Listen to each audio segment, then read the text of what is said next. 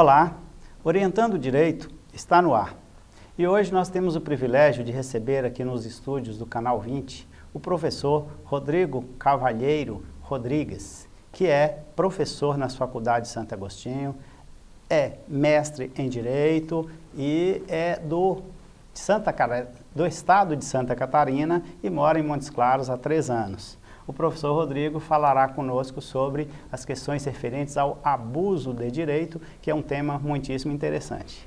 Professor Rodrigo, eu gostaria de lembrar aquela expressão de que o direito de um vai até onde o direito do outro começa. Neste caso, este tema é o abuso de direito quando invade essa seara e é sobre isso que falaremos. Você poderia nos dizer sobre esse tema? Pois não, professor Valdir. Bem, nós vivemos em sociedade e, em razão disso, estamos condicionados a uma série de deveres e obrigações. Temos nossos direitos, eles estão descritos na lei, todavia não é apenas uma questão do direito estar descrito na lei. Nós também desejamos efetivar e exercer esses direitos. Isso no âmbito doutrinário, nos cursos de direito, nós chamamos de direito subjetivo. Minha possibilidade, minha faculdade de exercer direitos. Apenas para exemplificar, por exemplo, temos o casamento, está descrito no Código Civil, de forma abstrata, genérica. Quando eu desejo contrair matrimônio, eu então estou tornando essa norma abstrata uma norma real. O problema é que eu não posso simplesmente exercer os meus direitos de forma absoluta, esquecendo que eu estou numa sociedade. Pode chegar um momento que eu, ao exercer meu direito, eu invada a esfera de proteção jurídica de outro. Nesse momento é que nós devemos nos perguntar, começar a conversar se eu tenho limites para o exercício do meu direito. Neste caso, quais seriam os outros exemplos que você nos daria desta invasão do direito da seara alheia? Invadiu a parte que pertence a um direito exclusivo do nosso colega, do nosso vizinho, do nosso amigo, do nosso parente, da pessoa com quem nós relacionamos mais proximamente ou às vezes à distância. Tem um exemplo que me ocorre, é o contrato de compra e venda, talvez um dos contratos mais antigos do direito, não é? E todos nós diariamente firmamos esse tipo de contrato. O Código Civil traça uma série de parâmetros para o contrato de compra e venda. As partes, os contratantes, têm a liberdade de escolher o objeto que será transacionado, eles têm a liberdade de fixar a forma de pagamento e, principalmente, a liberdade de fixar o preço. Daí vem a lei e diz que, se a fixação do preço for deixada ao arbítrio de apenas um dos contratantes, esse contrato de compra e venda será nulo. Este é um exemplo de que eu não posso tentar coagir, tentar invadir a possibilidade do outro contratante de discutir o preço. Eu não posso impor unilateralmente um preço para aquele contrato. Perde a essência de discussão. Então fica um exemplo de que eu não posso, para satisfazer um interesse, invadir a esfera de proteção e de interesse do outro. Essa invasão de um direito particular do outro é que você caracterizaria como um abuso de direito. Exatamente, né? Na verdade, o Código Civil traz essa caracterização. Não só o Código Civil começa pela Constituição, há todo um arcabouço que permite que eu exerça meus direitos. Mas daí o Código Civil vai me impor um limite. Eu não posso ir além do fim econômico, social, da boa-fé, dos bons costumes. Se eu ultrapassar essa linha divisória, ao exercer meu direito, eu estou abusando desse exercício. Ao abusar deste exercício de direito, eu estou causando dano ao outro. Eu estou invadindo a esfera do outro. Então, o Código Civil é muito claro. Ele diz que abusar do exercício de um direito é cometer um ato ilícito. Ou seja, é agir de forma contrária ao direito, e eu diria até mais, agir de forma contrária ao próprio convívio social. Isso. E quando as pessoas vão fazer um contrato, nesse bom exemplo que você nos disse, que é um contrato de compra e venda, que é um que a todo momento nós fazemos no comércio, na rua, ou com um imóvel ou algo de um valor maior, ou mesmo algo de um valor menor, é sempre um contrato de compra e venda.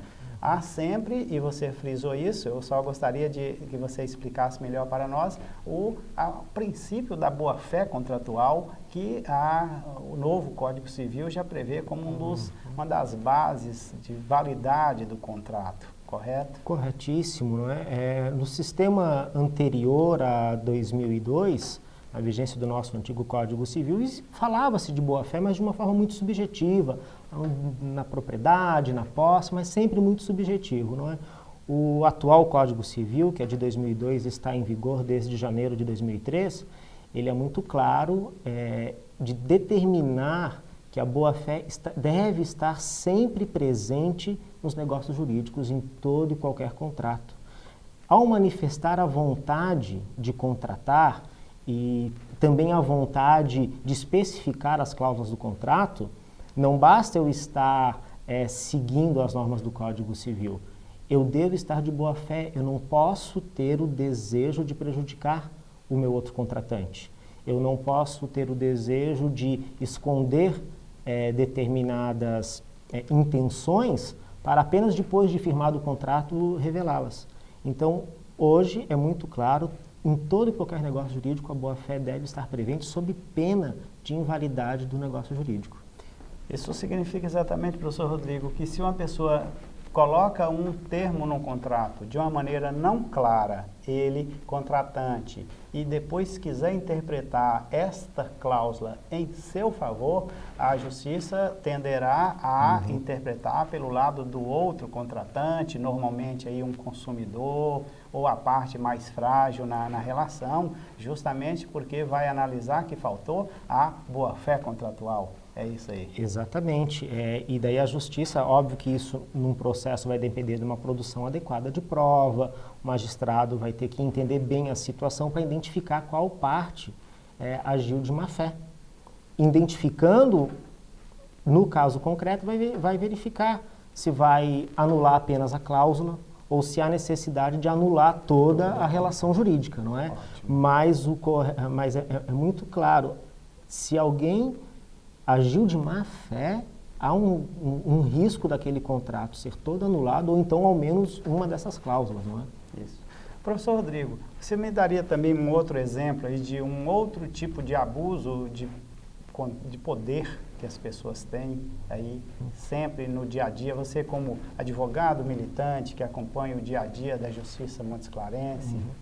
Eu tenho visto atualmente uma situação que ainda não está efetivamente sendo discutida pela Justiça, mas já há uma discussão dos juristas, dos doutrinadores, que é o abuso do direito de publicidade, especificadamente do telemarketing, não é? Certo. E eu acho que a gente deveria, então, definir o telemarketing, definir e diferenciar o telemarketing ativo do telemarketing receptivo. O telemarketing ativo é oferecer algo, é fazer a publicidade ligando para a residência das pessoas, não é? O receptivo é o inverso, é quando o consumidor liga para as empresas buscando uma informação, o que está, os famosos 0800, também chamados de call centers, tá? Mas também serviço de atendimento ao consumidor é uma expressão muito utilizada. Esse é o telemarketing saque, isso. O telemarketing receptivo. Esse é excelente, presta um serviço ao consumidor, não é? E esse, só tomando a sua frente aqui, ele está mais voltado sua regulamentação pelo Código de Defesa do Consumidor, né? Por isso é que você vai definir melhor o telemarketing ativo. Exatamente, o telemarketing ativo ele não tem ainda uma regulamentação. Eu vou citar o exemplo do estado de São Paulo, mas primeiro eu vou expor o problema. Ótimo. Qual é o problema do telemarketing ativo? Você está na sua residência, ou então está dirigindo, está caminhando na rua, seu celular toca, seu telefone fixo toca. Você vai atender, é alguém lhe oferecendo dos mais diversos serviços ou produtos. Os campeões são serviços bancários, em especial serviços de crédito, né, cartão de crédito. A telefonia, você já tem um aparelho, um telefone, eles querem lhe dar uma nova linha telefônica, ou então um novo aparelho. E jornais, periódicos, de uma forma geral, sempre querem te vender uma assinatura de revista. Bem, um exemplo de telemarketing ativo, acho que todos conhecem, é ligarem para a residência da pessoa oferecendo um produto, um serviço, por exemplo, uma assinatura de uma revista, não é? E não adianta dizer não, você tem que no mínimo falar 3 vezes, não, porque os operadores de telemarketing ativo, eles são treinados a tentarem escapar do não do consumidor. Geralmente são necessários 3 negativas para conseguir dispensar um operador de telemarketing, não é? Isso nos chama a uma outra questão, que é o direito à publicidade. As empresas têm o direito à publicidade. Se fôssemos pesquisar na Constituição Federal, é muito claro que nós temos lá a livre iniciativa e a livre concorrência. Para exercer a livre iniciativa num cenário de livre concorrência, a publicidade é essencial. Mas nós somos bombardeados pela publicidade diariamente. Rádio, televisão, internet, jornais, revistas, em todo local há publicidade. Só que na TV eu tenho a opção de mudar de canal, mudar a estação de rádio. No jornal eu tenho a opção de pular as páginas e ir direto para as matérias que me interessam, né? No telefone é um pouco mais complicado. A propósito, né, os meios de comunicação, eles dependem essencialmente da publicidade, né? A principal receita dos meios de comunicação é a venda de espaço publicitário. Estamos em ano de Copa, quanto será que custa uma inserção de 10 segundos durante um jogo da seleção brasileira? Essa é a principal receita dos meios de comunicação. Agora, será que eles têm o direito de importunar o cidadão que está em casa, descansando com a família? Vamos pensar no cidadão médio, aquele que trabalha, geralmente de manhã e de tarde, né?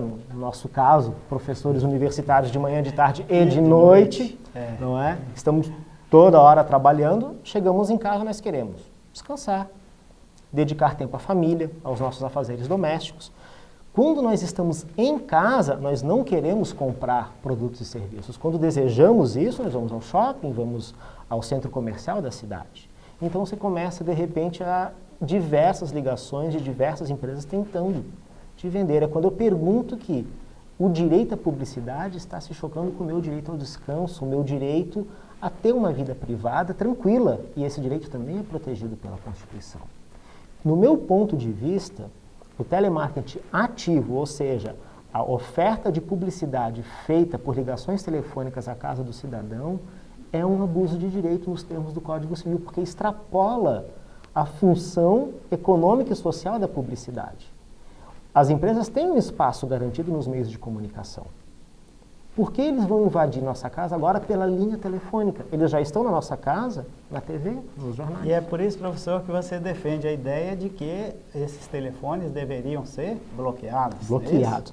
Eu até sou um pouco, eu defendo até a ideia de que o telemarketing em si é um abuso de direito, mas eu acho que também partir por uma proibição geral não seria adequado. O Estado de São Paulo tem uma iniciativa excelente.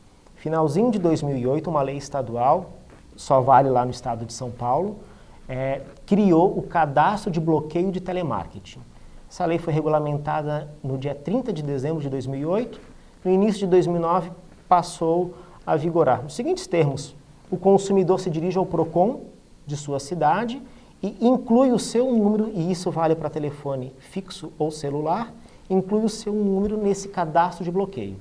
As operadoras de telemarketing ativo, antes de ligar para qualquer número, são obrigadas a consultar o cadastro. Se o número está naquele cadastro, elas são proibidas de efetuar a ligação, sob pena de multa que pode variar de R$200 a 3 milhões de reais. Essa é uma lei do Estado de São Paulo, é válida apenas naquele estado, não é? Outros estados já imitaram. Eu tenho conhecimento Espírito Santo, Rio Grande do Sul e Distrito Federal. Isso, na minha opinião, é excelente. Na verdade, essa experiência é dos Estados Unidos. O Estado de São Paulo copiou praticamente uma legislação americana, onde naquele país diversas ações de indenização, e lá as indenizações são muito pesadas, diria milionárias mesmo, né? Beneficiaram consumidores contra esse tipo de abuso, não é? Então, professor Valdir, A minha opinião é que o telemarketing em si é um abuso de direito, mas eu tenho consciência que se houvesse uma proposta de simplesmente proibir o telemarketing, acho que não seria adequado. Sempre as proibições em excesso também não são adequadas, mas o cadastro de bloqueio de telemarketing, como foi feito no estado de São Paulo, me parece uma ideia excelente e eu acho desejável que essa ideia se espalhe pelos outros estados da federação. Isso, e Minas chegará lá logo, logo.